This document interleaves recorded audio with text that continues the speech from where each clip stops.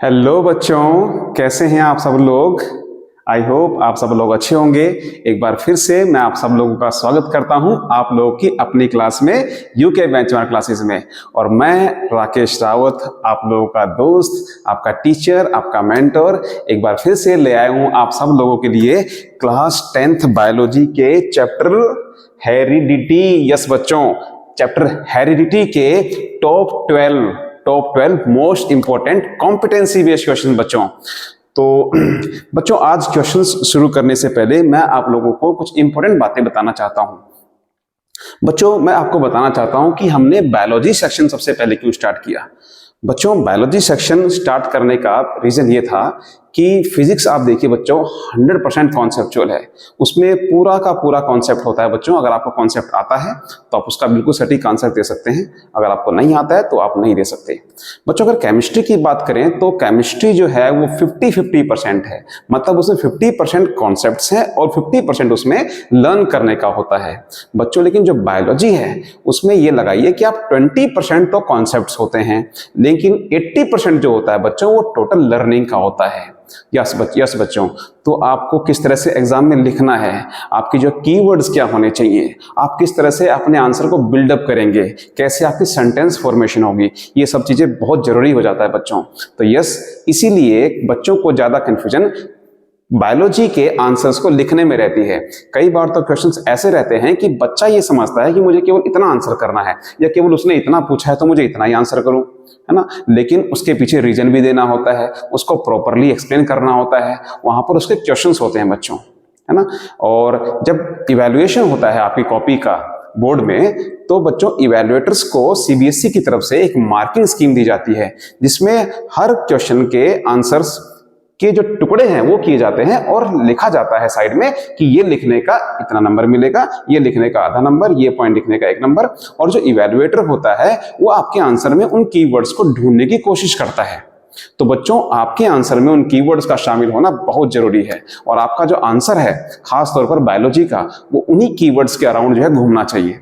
अगर आप फालतू का कंटेंट लिख करके आते हैं, बहुत बड़ा आपने आंसर लिख दिया जो कि टोटली इररिलेवेंट है, और उसमें जो है कोई भी कीवर्ड्स नहीं है, भले ही आपका थोड़ा बहुत मैच कर रहा है लेकिन उसमें वो कीवर्ड्स नहीं है, तो बच्चों आपको कोई भी मार्क्स नहीं मिलेगा। लेकिन अगर आप अपने आंसर को जो है उन कीवर्ड्स के अराउंड घुमाते हैं तो यस, आप लोगों को प्रॉपरली आपकी मार्किंग होगी और आप लोग जो है बहुत अच्छे मार्क्स लेंगे। तो चलिए बच्चों, इन वीडियो में मैं आप सब लोगों को बताऊंगा कि किस तरह से अपने आंसर को आपने लिखना है, कौन कौन सी गलतियां नहीं करनी है। तो बच्चों, ये रीजन था कि हमने बायोलॉजी सेक्शन जो है वो सबसे पहले स्टार्ट किया। बच्चों, इसके बाद एक चैप्टर रह जाएगा आर इन्वायरमेंट, और आई थिंक फर्स्ट चैप्टर भी हमने अभी नहीं किया है। यस बच्चों, लाइफ प्रोसेसेस, और उसके बाद हम सीधा चल पड़ेंगे फिजिक्स की तरफ। तो चलिए बच्चों, शुरुआत करते हैं। जो फर्स्ट क्वेश्चन है बच्चों, फर्स्ट क्वेश्चन सेज कि a researcher cross 2 pea plants with genotype capital T small t and another one capital T small t। बच्चों, एक जो है डोमिनेंट एलील है और एक रिसेसिव है, ठीक है, यानी कि हेटेरोजाइगस कंडीशंस के हैं दोनों के दोनों। उन दोनों की आपस में क्रॉसिंग करवाई जाती है and claim the offspring would be 50% tall and 50% dwarf ratio. ठीक है, कहता है कि इन दोनों की जो है क्रॉसिंग करवानी है और रिजल्ट आएगा 50-50%, मतलब 50% आधे तो जो है वो टॉल होंगे प्लांट और आधे ड्वार्फ होंगे। Which of the following explain why the claim may be wrong. तो चलिए बच्चों, आप लोगों को क्रॉसिंग करवानी तो आती होगी, जरा इन दोनों की क्रॉसिंग हम करवाते हैं। क्रॉसिंग करवाने के लिए आप सिंपली जो है आप पनेट स्क्वेयर बना सकते हैं, या आप जो है सिंपली इस तरह से भी कर सकते हैं। ठीक है बच्चों, एक पॉसिबिलिटी तो ये है, ठीक है। सेकंड पॉसिबिलिटी क्या है? Capital T small t। Third possibility है capital T small t, and fourth possibility is small t small t। तो ये बन रहा है बच्चों। तो इसमें आप देखिए बच्चों कि एक तो जो बन रहा है, इसमें जो 3 बन रहे हैं बच्चों, ये 3 स्टार्टिंग के 3 ये होंगे टॉल बच्चों, ये होंगे टॉल, और जो ये वाला होगा बच्चों ये होगा ड्वार्फ। ठीक है, ये ड्वार्फ होगा। तो इसलिए बच्चों जो इसने कहा कि 50-50% जो होगा रेशो, नहीं होगा बच्चों। इसमें जो रेशो आ रहा है टॉलनेस का और ड्वार्फनेस का, वो आ रहा है 3:1। तो कह रहा है कि क्यों गलत है। रीजन देखिए, बिकॉज हेटेरोजाइगोट्स जो होते हैं they do not produce equal gametes. नहीं बच्चों, ऐसा हमेशा तो पॉसिबल नहीं है। बट जो सेकंड केस है बच्चों कि because traits do not blend, yes बच्चों, यहाँ पर ट्रेड्स की ब्लेंडिंग नहीं हुई है। मतलब कि इसमें तो टॉल होना ही था बच्चों उसने, क्योंकि दोनों जो है वो डोमिनेंट अलील हैं। लेकिन इन दोनों में देखिए आप, इन दोनों में डोमिनेंट अलील भी है और रिसेसिव अलील भी है। बच्चों ये मोनोहाइब्रिड क्रॉस का एग्जांपल है और इसमें हमने पढ़ा है, हमने दो लॉ पढ़े हैं बच्चों। एक तो लॉ ऑफ डोमिनेंस, जिसमें यह कहा जाता है कि अगर डोमिनेंट अलील वहां पर मौजूद है तो रिसेसिव अलील खुद को एक्सप्रेस नहीं कर पाएगा। और दूसरा है लॉ ऑफ सेग्रीगेशन, जो ये कहता है कि ट्रेड्स की ब्लेंडिंग नहीं होगी बच्चों। ब्लेंड नहीं करेंगे मतलब ट्रेड्स की मिक्सिंग नहीं होगी। मतलब अगर कैपिटल टी और स्मॉल टी दोनों अलील मौजूद हैं तो दोनों की मिक्सिंग नहीं होगी। ऐसा नहीं होगा कि ये टॉल और ड्वार्फ दोनों अलील हैं तो जो प्लांट है वो एवरेज हाइट का हो जाएगा। मतलब एक टॉल है और एक ड्वार्फ है, उन दोनों की क्रॉसिंग करवाई जाएगी, या वो दोनों अलील किसी में पाए गए तो जो प्रोडक्ट बनेगा वो एवरेज हाइट का बनेगा। ऐसा नहीं होता। जो ट्रेड्स हैं वो सिग्रीगेट रहते हैं बच्चों, अलग अलग रहते हैं, सेपरेट रहते हैं। या तो रिजल्ट जो है वो टॉल ही होगा या वो ड्वार्फ ही होगा। इसे कहते हैं लॉ ऑफ सिग्रीगेशन। तो वो यहां पर नहीं हुआ है। इसी रीजन की वजह से बच्चों जो रेशियो है हमारा वो ये आया है। तो दिस इज द आंसर बच्चों कि बिकॉज ट्रेड्स जो है उनकी ब्लेंडिंग नहीं हुई और उन्होंने डोमिनेंसी दिखाई, ये दोनों जो है डोमिनेंट हुए। इसीलिए हमें मालूम पड़ा कि ये जो इसने कहा है कि 50% टॉल होंगे 50% ड्वार्फ होंगे, ये गलत है बच्चों। तो हमारा right answer would be B. चलते हैं बच्चों नेक्स्ट स्लाइड की ओर। सेकंड क्वेश्चन हमारा है कि a scientist crosses a homozygous tall plant. Homozygous बच्चों, ठीक है। होमोजाइगस टॉल का मतलब है दोनों के दोनों उसमें जो अलील होंगे वो कैपिटल टी से रिप्रेजेंट किए जाएंगे बच्चों। डोमिनेंट वाले को हमेशा इंग्लिश के कैपिटल लेटर से रिप्रेजेंट करते हैं, ड्वार्फ वाले को मतलब रिसेसिव वाले को उसके उसी इंग्लिश के लेटर के स्मॉल लेटर से रिप्रेजेंट करते हैं। With the dwarf plant a scientist crosses a homozygous tall plant, ठीक है, किसके साथ? विद अ ड्वार्फ प्लांट, एक ड्वार्फ प्लांट के साथ बच्चों। वो भी होमोजाइगस कंडीशन का है। होमोजाइगस ने यहां लिखा हुआ है ना, इसका मतलब दोनों के दोनों होमोजाइगस कंडीशन के हैं, ठीक है। और यहां से क्या किया उसने, रिजल्ट पाया और रिजल्ट पाने के बाद एंड सेल्फ पोलिनेशन करवाया बच्चों F1 जनरेशन का, ठीक है।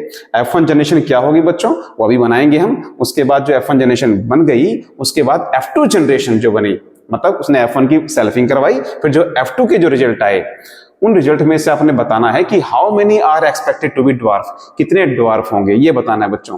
तो बच्चों चलिए शुरुआत में तो हमारे पास एक होमोजाइगस प्लांट है और एक टॉल प्लांट है और दूसरा होमोजाइगस ड्वार्फ प्लांट है। जब उनकी क्रॉसिंग करवाते हैं बच्चों, तो क्रॉसिंग करवाने पर हमने यहां से पाया था कि सभी के सभी प्लांट कैसे निकले थे, वो टॉल निकले थे। सभी के सभी प्लांट्स बच्चों, ये इधर से नहीं आएगा बच्चों ना, इधर से आएगा, ठीक है, इधर से आएगा। सभी के सभी जो है बच्चों वो टॉल हुए थे। ये F1 फिलियल 1 जो है ये उसके रिजल्ट हैं, F1 जनरेशन के रिजल्ट हैं बच्चों। कैसे हुए? ऑल टॉल हुए, ठीक है। ऑल टॉल क्यों हुए? क्योंकि सभी में जो टॉलनेस का अलील है, जो कैपिटल टी है, वो मौजूद है, तो रिसेसिव वाला खुद को एक्सप्रेस नहीं कर पाएगा। ये हुए F1 के रिजल्ट, F1 प्रोजेनी के। उसके बाद उसने सेल्फिंग करवाई, तो सेल्फिंग करवाने के बाद बच्चों इनमें से कोई भी दो रिजल्ट को मैं उठाऊंगा और उनके बीच में क्रॉसिंग करवाऊंगा। तो क्रॉसिंग करवाने पर हमें क्या मिलता है? क्रॉसिंग करवाने पर हमें मिलता है ये रिजल्ट बच्चों, ठीक है। कैपिटल टी, स्मॉल टी और स्मॉल टी, मतलब 3 टॉल होंगे यहां पर। अभी हमने फर्स्ट क्वेश्चन में भी किया था ये, और एक होगा ड्वार्फ, एक ड्वार्फ होगा। तो हमें बताना है बच्चों कि अगर ये रिजल्ट, अगर ये एक्सपेरिमेंट 160 सीड्स पर किया गया है तो उसमें से कितने ड्वार्फ होंगे। तो बच्चों देखो यहां पर 4 रिजल्ट निकले हैं F2 प्रोजेनी के। ये F2 प्रोजेनी है बच्चों, ठीक है। उसने F2 का ही पूछा है उसने, ठीक है। देखिए पूछा उसने इन F2 जनरेशन, F2 में कितने होंगे। तो बच्चों F2 जनरेशन में अगर 4 में से 1 2 3 4, इन 4 में से एक रिजल्ट जो है वो ड्वार्फ का है, तो बच्चों 160 सीड्स में से कितने जो है ड्वार्फ होंगे। अब तो सिंपल मैथमेटिक्स बन जाता है बच्चों ये। तो 40 प्लांट जो है बच्चों वो ड्वार्फ होंगे, ठीक है। तो हमारा right answer will be 40 here, option C. चलते हैं नेक्स्ट स्लाइड पर, ठीक है बच्चों। बीच में मैं एक्सप्लेन भी करता रहूंगा टॉपिक्स को, केवल आंसर नहीं बता रहा हूं, जो कॉन्सेप्ट्स हैं उनको भी मैं एक्सप्लेन कर रहा हूं। ओके, नेक्स्ट क्वेश्चन है हमारा, a couple has 2 daughters, okay, which of the following statements about the sex determination in human is incorrect, इनमें से गलत कौन सी है? तो पहली कह रहा है कि the mother can not decide the sex of the child because her egg always contributes an X chromosome. ये बात तो बिल्कुल सही है बच्चों, ठीक है, हमें इनकरेक्ट बताना है, ध्यान रखिएगा। कई बार तो यही गलती हो जाती है बच्चों, अक्सर बच्चों से, कि वो पूछा गया होता है इनकरेक्ट और वो करेक्ट के अकॉर्डिंग, या पूछा करेक्ट गया होता है वो इनकरेक्ट के अकॉर्डिंग अपना आंसर दे आते हैं। तो इस बात का मतलब आप जब पेपर कर रहे होंगे तो बिल्कुल आपका फोकस होना चाहिए, और उस फोकस की जो शुरुआत है बच्चों वो अभी से हो जानी चाहिए। आप ऐसा नहीं कर सकते कि जब पेपर में मैं बैठूंगा तब मैं बड़ा अच्छे से ध्यान लगाऊंगा। अब तो जो है मेरे स्कूल के एग्जाम्स में, प्री बोर्ड 1 में, प्री बोर्ड 2 में जो है मैं कैजुअली कर लेता हूं। नहीं बच्चों, अगर आप अभी नहीं कर पा रहे हैं ना तो वहां पे आपसे बिल्कुल नहीं फोकस हो पाएगा, ठीक है। हाँ, एक बार को ऐसा हो सकता है कि अभी आप फोकस कर पा रहे हैं लेकिन वहां ना कर पाए, अभी आप पूरी कोशिश कर रहे हैं लेकिन वहां पर नहीं हो पाए, क्योंकि वहां की कंडीशंस, वहां का प्रेशर, वहां का एनवायरनमेंट वो टोटली डिफरेंट रहता है बच्चों, ठीक है। आप सब लोगों की पूरे साल की मेहनत रहती है, तो कई बार बच्चे जो हैं वो घबरा जाते हैं, वो पैनिक कर जाते हैं और उनको एंजाइटी होने लगती है और उस एंजाइटी में वो अपना पेपर गलत कराते हैं। तो जो शुरुआत है, जो तैयारी है वो अभी से हो जानी चाहिए, और जो गलतियां हैं वो अभी से कर लीजिए आप। बाद में जब पेपर हाथ में आएगा ना बोर्ड का, उस समय गलती के कोई चांसेस नहीं बचेंगे, उस समय कोई गलती नहीं होनी चाहिए। उस समय गलती होगी तो फिर आपके पास पछताने के अलावा, घर पर आ करके फिर आपके पास पछताने के अलावा कोई दूसरा ऑप्शन होगा नहीं बच्चों, ठीक है। तो हमें इनकरेक्ट बताना है। ये स्टेटमेंट तो बिल्कुल सही कही गई है, ठीक है, बिल्कुल। जो सेक्स डिटर्मिनेशन रहता है उसमें मदर का कोई भी कंट्रीब्यूशन नहीं रहता, पूरा कंट्रीब्यूशन फादर का रहता है। The father sperm determines the child sex by contributing either an X और वाई क्रोमोसोम्स। ये सेंटेंस भी बिल्कुल सही है बच्चों। इन्वायरमेंटल फैक्टर जो है जैसे कि टेम्परेचर वगैरह, ये सेक्स को चेंज कर देते हैं किसमें? ह्यूमंस में। ऐसा होता है क्या? नहीं बच्चों, ऐसा केवल कुछ रेप्टाइल्स में ही होता है बच्चों, जैसे कि कुछ लिजार्ड्स, क्रोकोडाइल वगैरह, ठीक है, या टर्टल वगैरह, इन्हीं में जो है बच्चों ये टेम्परेचर के बेस पर जो है वो सेक्स डिटरमाइन होता है। ह्यूमंस में ऐसा नहीं होता। तो यही है भाई गलत, यही है, ये गलत है, ठीक है। और नीचे वाला सेंटेंस भी, नीचे वाला ऑप्शन भी बिल्कुल सही होगा। Sons inherit their Y chromosomes. Yes बच्चों, तो वाई आता है तभी वो मेल, तभी वो मेल के तौर पर रिप्रोड्यूस हो पाते हैं, ठीक है। तो चलते हैं नेक्स्ट स्लाइड की ओर। बच्चों वीडियो को स्किप मत कीजिएगा, बीच बीच में मैं आप लोगों को जो है इस तरह की इंपॉर्टेंट इंफॉर्मेशन देता रहूंगा। क्वेश्चन नंबर 4 है हमारा, if all offspring of an organism were identical to the parent, अच्छा सेम हो गए, आइडेंटिकल हो गए, what long term effect would this have on their species in rapidly changing environment. लगातार बदलते इन्वायरमेंट, वातावरण में अगर ऑफस्प्रिंग जो है बिल्कुल आइडेंटिकल हो गए पेरेंट्स के, उनमें कोई वेरिएशन नहीं आया, कोई अल्ट्रेशन नहीं आई, कोई बदलाव नहीं आया, चेंज नहीं आया, तो इसका क्या इफेक्ट पड़ेगा बच्चों? अगर वेरिएशन नहीं आता है ना, कोई बच्चा केवल इसमें क्या आंसर लिख करके आएगा? अच्छा ये तो ऑप्शन वाला है, ठीक है ठीक है, इसमें तो हमें ऑप्शंस के अकॉर्डिंग आंसर करना है। The species will adapt quickly, will adapt quickly, नहीं बच्चों, अडेप्टेशन जो है इन्वायरमेंटल अडेप्टेशन आती है वेरिएशन से, ठीक है, जब चेंजेस आते हैं तब आती है, ठीक है। तो वो अडेप्ट तो बिल्कुल नहीं कर पाएगा, अडेप्ट नहीं कर पाएगा वो, ये ऑप्शन गलत है। The species will risk extinction due to lack of genetic variation, ये आंसर सही है बच्चों।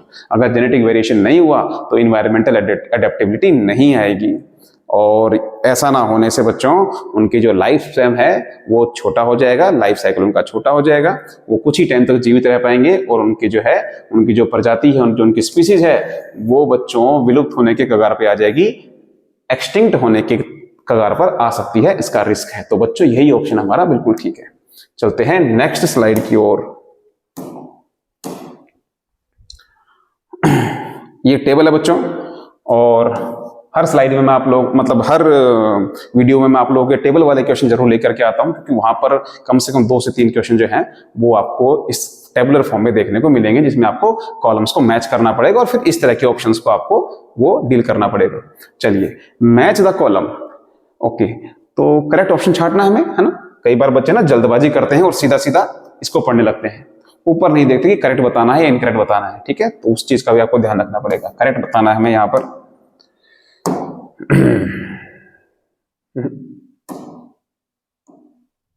करेक्ट बताना है, ठीक है। अरे क्या हुआ भाई, अच्छा आ गया था। Monohybrid F2 progeny. अच्छा बच्चों, इसके लिए आपको मोनोहाइब्रिड क्रॉस मेंडल का जो एक्सपेरिमेंट है पी प्लांट्स पर, मोनोहाइब्रिड क्रॉस और डाइहाइब्रिड क्रॉस, उसकी नॉलेज आपको प्रॉपर होनी चाहिए। तो मोनोहाइब्रिड क्रॉस में बच्चों जो F2 प्रोजेनी रहती है, F2 प्रोजेनी वो वो रहती है 3:1 की। अभी अभी हमने फर्स्ट और सेकंड क्वेश्चन में निकाला भी था, ठीक है, हमने निकाला भी था, ठीक है। तो इसका जो है ये राइट आंसर है। मोनोहाइब्रिड क्रॉस में F1 प्रोजेनी, वो तो सब सेम रहते हैं, ऑल टॉल रहते हैं, तो आई थिंक इसका ये वन टाइप हो जाना चाहिए। और आर देखिए बच्चों, हीट्रोजाइगस। हीट्रोजाइगस क्या होते हैं? हीट्रो का मतलब होता है मिसमैचिंग करना, मैच ना करना, अलग अलग होना। तो पेयर जो होते हैं वो अलग अलग होते हैं, पेयर ऑफ अनलाइक एलील्स। और होमोजाइगस कंडीशन में पेयर ऑफ सिमिलर एलील होते हैं। यानी कि P का 2 और Q का 1। ऐसा कहां है? P का 2 और Q का 1। P का 2 ये रहा,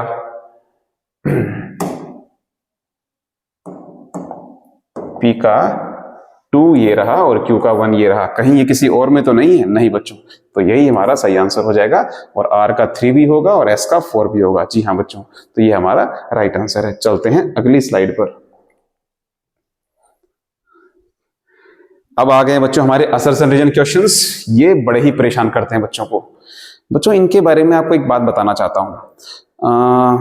जब भी कोई टॉपर बच्चा होता है, हम देखते हैं कि जब किसी बच्चे के 78, 79 ऐसे मार्क रहते हैं, तो जो उसका 1, 2 या 3 नंबर जो कटा हुआ होता है ना, वो अक्सर जो है उसका MCQ में कटा हुआ होता है, ठीक है, या असर्शन रीजन में कटा हुआ होता है। क्योंकि बच्चों जो असर्शन रीजन होते हैं ये कई बार ऐसे होते हैं कि जो खासतौर पर जो ऑप्शन A और B रहता है कि रीजन जो है असर्शन को करेक्टली एक्सप्लेन कर रहा है या नहीं कर रहा है, ये वाला जो ऑप्शन रहता है, C और D ऑप्शन में क्लैरिटी रहती है ना, कि वो सेंटेंस या तो ठीक ही है या फिर गलत ही है। लेकिन जो ऑप्शन A या B रहते हैं बच्चों, वो देखने से ये तो मालूम पड़ जाता है कि वो सही है या गलत है, लेकिन whether the reason is explaining assertion correctly और नॉट, इसके बारे में जो है बच्चों थोड़ा सा कंफ्यूजन रहती है। और इसमें बच्चा, ऐसा नहीं कि बच्चे को आता नहीं है, बच्चा गलत सोच रहा है, बच्चा बिल्कुल सही सोचता है, ठीक है। उसको जो कॉन्सेप्ट पढ़ाए गए हैं, जो उसने पढ़ा है, वो उसके अकॉर्डिंग सोचता है। लेकिन जो मार्किंग स्कीम में जो CBSE वाले आंसर डालते हैं, वो उसी को किसी और तरीके से, उसी क्वेश्चन को किसी दूसरे तरीके से सोचते हैं और तब आंसर करते हैं। तो अक्सर जो है बच्चों के वहां पर नंबर कट जाते हैं। तो आपने खुद ने पाया होगा कि कई बार जो ऑप्शंस A और B रहते हैं, उसमें आप लोगों के आंसर वो मैच नहीं करते हैं, और आप लोगों को लगता है नहीं इसका आंसर तो A होना चाहिए, ये कर तो रहा है उसको एक्सप्लेन, लेकिन CBSE के अकॉर्डिंग या जो बुक में आंसर रहते हैं उनके अकॉर्डिंग, जो है पब्लिशर्स के अकॉर्डिंग, वो आंसर गलत रहता है। या फिर कई बार आपको लगता है कि इसका B होना चाहिए, ठीक है, जो असर्शन रीजन है उनमें कोई जो है वही नहीं है, कोई मैच ही नहीं है इन दोनों में, लेकिन उनके आंसर उनके अकॉर्डिंग वो सही होता है। तो बच्चों ये, इससे आप कैसे बच सकते हैं? इससे आप बच सकते हैं बच्चों प्रैक्टिस से। आप प्रैक्टिस ज्यादा कीजिए, आप देखिए जो है किस तरह के क्वेश्चंस को किस तरह से समझा जा रहा है, ठीक है। और अगर तब भी कोई कंफ्यूजन होगी बच्चों, तो मैं एग्जाम टाइम पर, मतलब ये लगाइए जब जनवरी का एंड आएगा, तब मैं आप लोगों के लिए एक ट्रिक लेकर के आऊंगा और मैं आप लोगों को बताऊंगा कि किस तरह से जो है बच्चों, जब आपको कोई आंसर नहीं आता है, या अगर आपको 2 ऑप्शंस में कंफ्यूजन है, तो आप लोगों को क्या करना है उस वक्त। और इसके अलावा बहुत सारी इंपॉर्टेंट बातें बच्चों, ठीक है, मैं आप लोगों से शेयर करूंगा कि किस तरह से आपको एग्जाम लिखना है, किस तरह से क्या करना है, और कई बार जब बीच में जो कंफ्यूज हो जाते हैं तो उनसे कैसे डील करना है। काफी सारी चीजें मैं आप लोगों को बताने वाला हूं, ठीक है, तो बने रहिएगा। क्वेश्चन नंबर 6 देखिए बच्चों, Mendel's F1 generation showed mixing of dominant and recessive allele. क्या कहा इसने? कि मेंडल की F1 जनरेशन ने मिक्सिंग दिखाई डोमिनेंट और रिसेसिव ट्रेड्स की। क्या? नहीं बच्चों, ऐसा तो कुछ नहीं हुआ था। मिक्सिंग मतलब F1 जनरेशन के जो थे बच्चों, वो क्या थे? F1 जनरेशन के जो रिजल्ट थे बच्चों, उनमें कह रहा है कि ट्रेड्स की मिक्सिंग हो गई। ट्रेड्स की मिक्सिंग से मतलब है कि अगर किसी के अंदर टॉलनेस का और किसी के अंदर डॉर्फनेस का, दोनों अगर एलील आए हैं तो मिक्सिंग हो जाएगी और जो प्रोडक्ट बनेगा वो एवरेज हाइट का बनेगा। ऐसा हुआ था क्या? नहीं बच्चों। लॉ ऑफ सिग्रीगेशन कहता है कि जो ट्रेड्स हैं वो सिग्रीगेट रहते हैं, या तो वो टॉल ही होगा या डॉर्फ ही होगा, एक ही होगा, ठीक है। और अगर टॉल, वहां पर टॉलनेस का अगर एलील है तो वो टॉल ही होगा क्योंकि ये डोमिनेंट है, ठीक है। हमारा जो लास्ट क्वेश्चन है बच्चों इसका, उसमें मैं बताऊंगा कि अगर टॉल और ड्वार्फ दोनों है तो टॉल क्यों होगा, है ना। हम पढ़ते तो हैं, आपके बायोलॉजी के टीचर ने आपको बताया तो होगा कि बच्चों अगर टॉल और ड्वार्फ अगर ये दोनों हैं तो वो टॉल होगा, लेकिन क्यों स्मॉल टी क्यों नहीं, ड्वार्फ क्यों नहीं होगा बच्चों को। तो जो हमारा लास्ट क्वेश्चन है, क्वेश्चन नंबर 12, वो काफी मतलब केस स्टडी वाला क्वेश्चन, वो काफी अच्छा होने वाला है, देखिएगा उसको। और उसमें मैं आपको बताऊंगा कि दोनों टाइप के एलील होने पर वो टॉल ही क्यों होता है। तो रीजन कह रहा है कि डोमिनेंट ट्रेट जो है वो मास्क कर लेता है, छुपा देता है। मास्क कर लेना मतलब ढका देना। जैसे क्रिश का मास्क था ना, तो क्रिश जो है अपनी आइडेंटिटी को छुपाता था। तो डोमिनेंट ट्रेट जो है मास्क कर लेता है रिसेसिव वाले को हीटेरोजाइगस कंडीशन में। हाँ, हीटेरोजाइगस कंडीशन में क्या होगा, ये ना इसको मास्क कर लेगा, छुपा लेगा, ठीक है, और ये एक्सप्रेस नहीं कर पाएगा। तो बिल्कुल सही लिखा है बच्चों, और वही तो उसको एक्सप्लेन कर रहा है। तो इसमें हमारा आंसर हो जाएगा ए, ठीक है। चलते हैं नेक्स्ट स्लाइड की तरफ। और नेक्स्ट है असर्जन है कि many human population have free year lobes. हाँ बच्चों, अगर आप देखिए अपने अराउंड, देखिए अपनी फैमिली में, देखिएगा अपने आस पड़ोस में या अपने स्कूल में, देखिएगा कि जो ज्यादातर जो पॉपुलेशन है उनका जो ईयर लोब बच्चों, ये कान की पट्टी जिसे कनपट्टी कहते हैं, है ना, ये जो है लटकी हुई रहती है, इसी को कहते हैं फ्री ईयर लोब, ठीक है। और ज्यादातर पॉपुलेशन की रहती है बच्चों। तो free ear lobe is dominant trait, और यही रीजन भी है बच्चों, यस, कि जो फ्री ईयर लोब है बच्चों, फ्री ईयर लोब होना ये डोमिनेंट अलील होता है बच्चों की। और किसी का अगर अटैच है, मतलब ये लटका हुआ नहीं है, ऐसे जुड़ा हुआ है, तो वो उसके अंदर रिसेसिव अलील के अंदर आता है बच्चों। यही कारण है कि ज्यादातर पॉपुलेशन का जो है वो डोमिनेंट अलील है, ठीक है। रिसेसिव का किसका, मतलब अटैच ईयर लोब किसका होगा, जिसके अंदर दोनों के दोनों अलील है ना, जिसके अंदर दोनों के दोनों अलील वो होंगे, ड्वार्फ वाले होंगे, मतलब अटैच वाले होंगे। और अगर किसी के अंदर एक दोनों फ्री वाले हैं तो वो तो फ्री होगा ही। और अगर किसी के अंदर जो है दोनों अलील में से एक तो जो है वो ये फ्री का है और दूसरा फ्री ईयर लोब का है और दूसरा अटैच का है, तो भी उसका फ्री ईयर लोब ही होगा बच्चों। तो यही कंडीशन है, यही रीजन है कि फ्री ईयर लोब, क्योंकि वो डोमिनेंट अलील है, तो ज्यादातर पॉपुलेशन का, ज्यादातर लोगों का जो ईयर लोब होता है वो फ्री होता है। चलते हैं नेक्स्ट स्लाइड की ओर। तो इसमें हो जाएगा हमारा ऑप्शन ए बच्चों। नेक्स्ट स्लाइड है बच्चों कि why is sexual reproduction considered better than asexual reproduction for long term survival. अब इसमें बच्चे ना क्या आंसर लिख करके आएंगे, वो सबसे पहले उनके मन में आएगा वेरिएशन, है ना, कि वेरिएशन जो है वो सेक्सुअल रिप्रोडक्शन में आता है और असेक्सुअल रिप्रोडक्शन में ना के बराबर आता है या बहुत कम आता है ना, और जिससे जेनेटिक वेरिएशन नहीं आएगा। और बस इतना ही लिख करके आएंगे कि क्यों जो है वो अच्छा है, क्यों वो लॉन्ग टर्म के लिए अच्छा है, क्योंकि में वेरिएशन आता है, इसमें नहीं आता बच्चों। लेकिन ये लिखने के आपको आधा नंबर ही मिलेगा, आधा या 1 नंबर ही मिलेगा, ठीक है। आपको रीजन भी लिखना है बच्चों कि ऐसा क्यों हुआ, भले ही उसने आगे लिखा नहीं है कि एक्सप्लेन कीजिए रीजन को भी, लेकिन वहां पर तो मार्किंग स्कीम में जो है रीजन के लिए भी जो है मार्क्स अलॉट होंगे। तो आप जो है आपका मार्क्स वहां पर कट हो जाएगा। और प्रॉब्लम ये है बच्चों कि कॉपी आपको देखने को नहीं मिलती है, कॉपी आपको तभी देखने को मिलती है जब आप लोग उसके लिए अप्लाई करते हैं, ठीक है। और वो काफी लंबा प्रोसीजर होता है, कोई बच्चा इतने लॉन्ग प्रोसीजर में पढ़ना नहीं चाहता है। एक बार जो उसको मार्क आ गए, ठीक है, तो ज्यादातर बच्चों को उससे सेटिस्फाई होना ही पड़ता है, ठीक है। तो अपने आंसर को बच्चों आप कुछ उसमें कमी मत छोड़िए, कुछ एक्स्ट्रा ही लिखिएगा, ठीक है, कुछ एक्स्ट्रा ही लिखिए, उसमें कोई कमी मत छोड़िए ताकि आपका मार्क्स जो है वो कटे ना। Why is sexual reproduction consider, हाँ बेटर क्यों है बच्चों, तो रीजन होगा बच्चों कि सेक्सुअल रिप्रोडक्शन में क्या आता है, जेनेटिक वेरिएशन आता है, जेनेटिक वेरिएशन आता है, जो कि असेक्सुअल मोड ऑफ रिप्रोडक्शन में नहीं आता है उतना, ठीक है। और जेनेटिक वेरिएशन आने से क्या होता है, उससे आती है इन्वायरमेंटल अडेप्टेबिलिटी,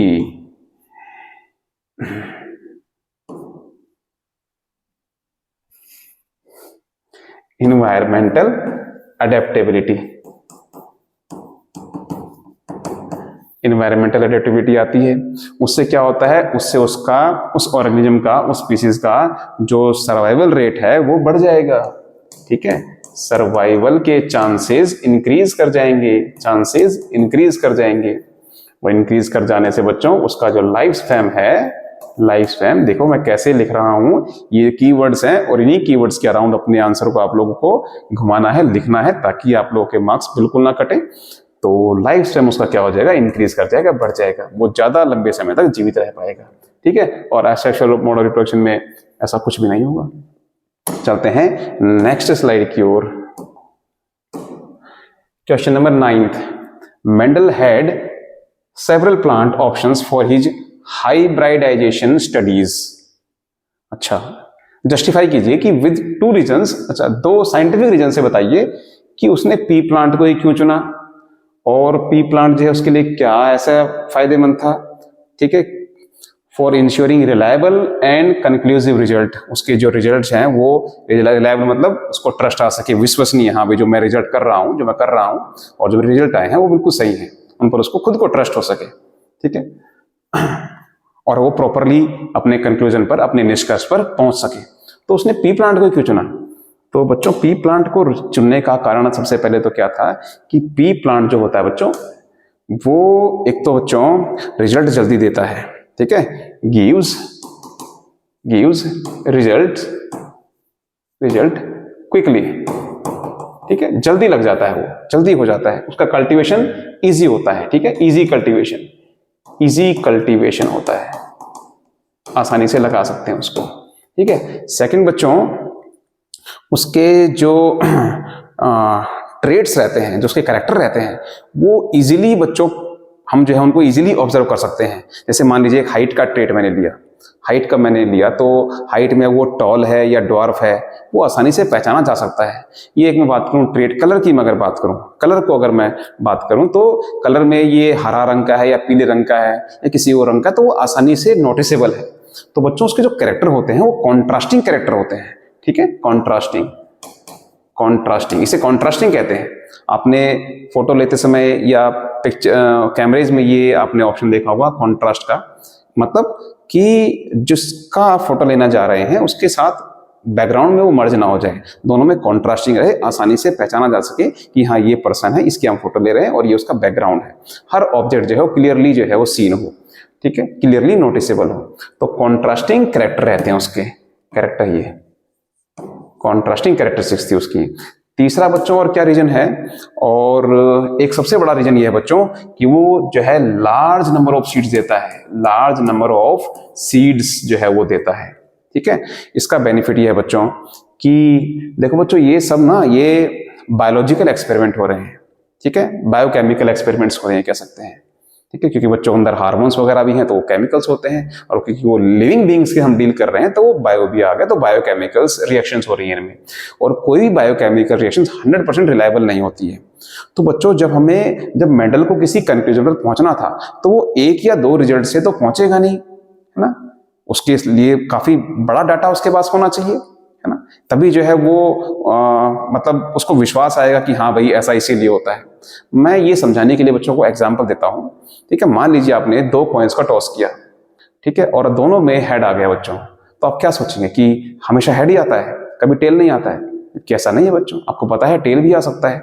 आपने मैथ्स में पढ़ा है प्रोबेबिलिटीज की, चांसेस जो है 50-50% होते हैं, है ना, लेकिन 2 बार में तो नहीं आया ना। क्यों? क्योंकि 2 बार में ही पता नहीं लगा सकते हम, तो उसके लिए जो डाटा है वो काफी बड़ा होना चाहिए। आप उस कॉइन को 1000 बार उछालिए, 2000 बार उछालिए, तब जाकर के जो है आप जज कीजिए कि कितना परसेंट आता है, तब जो आपका रेशो। अच्छा, अगर आपने 1000 बार उछाला तो इसका मतलब ये नहीं कि 500 बार हेड आ जाएगा और 500 बार टेल आ जाएगा। वो जो रेशो जो है वो मतलब ऐसा भी हो सकता है कि एक में 550 बार जो है हेड आया और 450 बार टेल ही आया, ऐसा भी हो सकता है। ठीक है, तो मतलब कि जो रेशो है वो लगभग 50-50% होगा, 1:1 आसपास ही होगा। ठीक है, एग्जैक्ट नहीं होगा, तो उसके लिए बड़ा डाटा जो है लेना पड़ता है। तो इसलिए जो है पी प्लांट वो लार्ज नंबर ऑफ सीड्स देता है, इसलिए बच्चों मेंडल ने पी प्लांट को चुना था। ठीक है, अच्छा चलते हैं नेक्स्ट स्लाइड पर। 10th बच्चों फिर से एक टेबल सी बनी हुई है, क्या है भाई? The table below shows the result of cross between P plant with contrasting trait for flower colour. Okay, answer the following. अच्छा बच्चों, क्या टेबल है कि पेरेंट का जीनोटाइप ये है बच्चों, ठीक है, होमोजाइगस, होमोजाइगस रेड, है ना। हाँ, कलर की बात करी है तो बच्चों रेड ही होगा ये, हाँ। और ये रेड नहीं है, ये कोई दूसरा है, ठीक है। यानी कि यहाँ पर होमोजाइगस रेड है और यहाँ पर होमोजाइगस ये कोई दूसरा कलर होगा। और जो गैमीट प्रोड्यूस हुए, यस बच्चों, गैमीट भी सही लिखे हैं। और F1 जनरेशन होगी, सभी के सब रेड हो जाएंगे बच्चों, यस। जब इनकी हम क्रॉसिंग करवाएंगे तो ऑल विल बी रेड। और जो F2 जनरेशन में आएगी, F2 जनरेशन में क्या आया, 380 रेड और 120 व्हाइट। अच्छा ठीक है, तो ये जो स्मॉल आ रहा है बच्चों, ये व्हाइट को रिप्रेजेंट कर रहा है, 120 व्हाइट फ्लावर्स। ओके, तो हमें बताना है what does the F1 generation phenotype indicate about the dominance. अच्छा, F1 जनरेशन के जो रिजल्ट हैं वो बता रहा है, हमें बताना है कि उसमें डोमिनेंस के बारे में क्या पता लगता है। तो बच्चों ये तो सीधा सीधा लॉ ऑफ डोमिनेंस पर है क्वेश्चन, कि अगर जो है, अगर डोमिनेंट एलील मौजूद है तो रिसेसिव एलील खुद को एक्सप्रेस नहीं कर पाएगा, ठीक है। तो क्या एक्सप्रेस करता है, वो करता है लॉ ऑफ डोमिनेंस को एक्सप्रेस करता है। जो F1 का रिजल्ट है वो लॉ ऑफ डोमिनेंस बता रहा है, और इसको हम एक्सप्लेन भी कर देंगे। एक्सप्लेन क्या करेंगे कि in the presence of dominant allele recessive allele can not express itself. या फिर हम ये भी कह सकते हैं कि if dominant allele is present there then recessive allele will be masked, वो दब जाएगा, मास्क कर जाएगा, will not be able to express itself. तो ये मालूम पड़ता है बच्चों। अच्छा, और एक ये भी कह सकते हैं बच्चों कि वहां से हमें जो है ये भी मालूम पड़ता है लॉ ऑफ सिग्रीगेशन, कि अगर एक रेड है और दूसरा व्हाइट है, तो अगर किसी में रेड और व्हाइट दोनों एलील हैं तो इसका मतलब ये नहीं कि रेड और व्हाइट को मिक्स कर देने से वो कैसा हो जाएगा, वो हल्का रेड हो जाएगा, लाइट रेड, नहीं, ऐसा नहीं है कि वो लाइट रेड होगा, या तो वो रेड ही होगा या व्हाइट ही होगा, ठीक है। मतलब लॉ ऑफ सिग्रीगेशन यही बताता है, ठीक है। तो सभी के सब इसमें रेड होंगे। तो ये दोनों बातें, लॉ ऑफ डोमिनेंस और दूसरा लॉ ऑफ सिग्रीगेशन, ये मालूम पड़ता है F1 जनरेशन के रिजल्ट से, सभी के सभी रेड। सेकेंड है बच्चों, calculate the phenotypic ratio of F2 generation. F2 generation का फिनोटिपिक रेशो बताओ भाई। तो ये है F2 जनरेशन, और प्लांट की जो नंबरिंग है वो साफ दे रखी है हमें यहाँ पर, ठीक है। तो हमें बताना है कि इनका रेशो क्या होगा। भाई रेड कितने हैं, रेड है 380, और व्हाइट जो है, व्हाइट ये है 120। बच्चों इनका अगर मैं रेशियो निकालूं तो ये 0 से 0 कैंसिल हुआ, और 12 3 पॉइंट समथिंग बच्चों ये आ रहा है ना, यहाँ पर 1 और ये 3 पॉइंट समथिंग हमारा आएगा, तो जो कि अप्रोक्सीमेटली इक्वल होगा किसके, 3:1 के। और F2 जनरेशन में यही रेशियो रहता है बच्चों, यही रेशियो रहता है 3:1, ठीक है। अच्छा, तो C है next, name the law of inheritance demonstrated by this cross. Law of inheritance demonstrated by this cross, इस क्रॉस से कौन से लॉ मालूम पड़ते हैं बच्चों, यही दो लॉ मालूम पड़ते हैं, लॉ ऑफ डोमिनेंस और लॉ ऑफ सिग्रीगेशन, यही दो मालूम पड़ते हैं, ठीक है। और उन लॉज को बच्चों एक्सप्लेन भी कर दीजिएगा, ठीक है। अच्छा, तो चलते हैं नेक्स्ट स्लाइड पर। 11th है बच्चों, explain with the labelled diagram how sex is determined in humans, why can not mother decide the sex of the child. बच्चों बड़ा इजी क्वेश्चन है, और ये क्लास 8 से ही आप लोग पढ़ रहे हैं। क्लास 8 में आपका एक चैप्टर था reaching the age of adolescence, है ना, तब से आप ये पढ़ रहे हैं बच्चों कि जो एक फीमेल रहती है बच्चों, उसके जो रिप्रोडक्टिव सेल्स रहते हैं, जो सेक्स सेल्स रहते हैं उनके, तो उनमें जो दोनों क्रोमोसोम्स रहते हैं वो होमोजाइगस कंडीशन के रहते हैं बच्चों। एक्स क्रोमोसोम, वो हमेशा एक्स क्रोमोसोम्स ही दे सकती है। और जो मेल होता है बच्चों, मेल, वो उसके अंदर जो क्रोमोसोम्स रहते हैं वो हेटेरोजाइगस कंडीशन के रहते हैं, मतलब वो दोनों के दोनों एक्स और वाई दोनों के दोनों क्रोमोसोम्स वो कैरी करता है, ठीक है।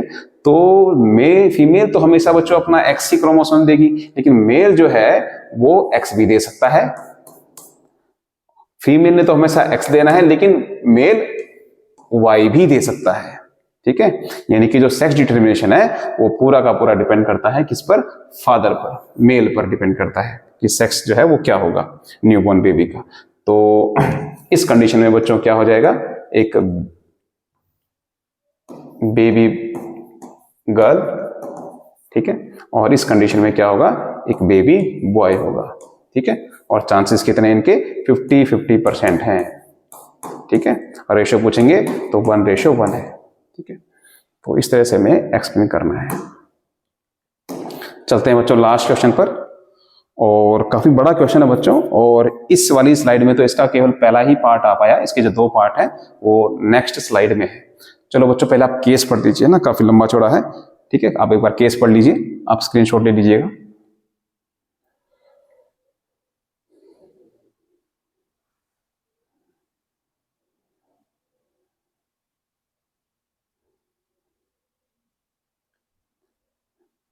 ठीक है बच्चों, observe the pathway given below for determining height in a plant. अच्छा, पाथ ऑब्जर्व करना है, पाथवे। पहला पाथ क्या कह रहा है कि जीन्स ऑफ टॉलनेस। ठीक है, उन्होंने क्या किया, एफिशिएंटली एक एंजाइम बनाया। पहले बच्चों मैं आपको एक्सप्लेन करता हूं, है ना बच्चों। किसी भी लिविंग ऑर्गेनिजम्स के जो कैरेक्टर होंगे, ठीक है, उसके अंदर जो ट्रेट्स आएंगे वो किस पर डिपेंड करते हैं, वो 2 चीजों पर डिपेंड करते हैं बच्चों, एक जीन्स पर और दूसरा प्रोटीन पर। जीन्स जो होते हैं वो डीएनए के अंदर पाया जाता है, और डीएनए ही बच्चों आगे बताता है कि हमारा जो है प्रोटीन किस तरह का बनेगा। ठीक है, हमारी बॉडी का स्ट्रक्चर कैसा होगा, उसका डिजाइन कैसा होगा। अगर हम बच्चों बात करें कि कोई प्लांट जो है, हमने पढ़ा था ना अभी पहले कि अगर टॉल वाला लेल भी है, कैपिटल टी भी है और स्मॉल टी भी है, तो वो टॉल ही क्यों होगा।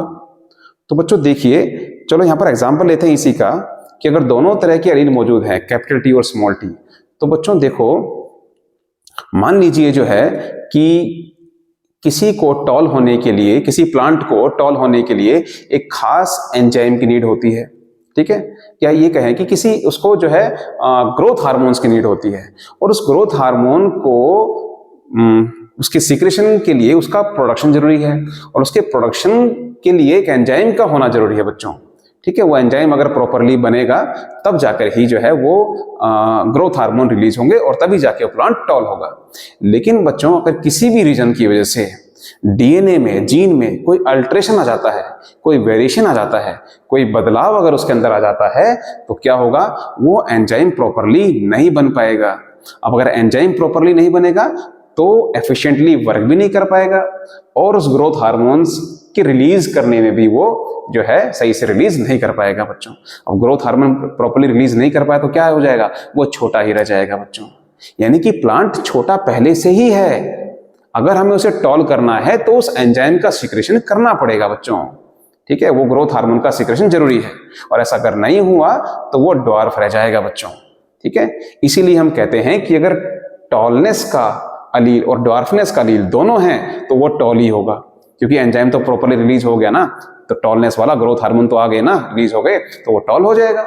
ठीक है, कब ड्वार्फ होगा, जब उसका जो एंजाइम है वो प्रॉपरली वर्क नहीं करेगा, और जो ग्रोथ हार्मोन्स हैं वो प्रॉपरली रिलीज नहीं हो पाएंगे, मतलब कि टॉलनेस का अलील जब होगा ही नहीं, तभी जाकर के वो ड्वार्फ होगा।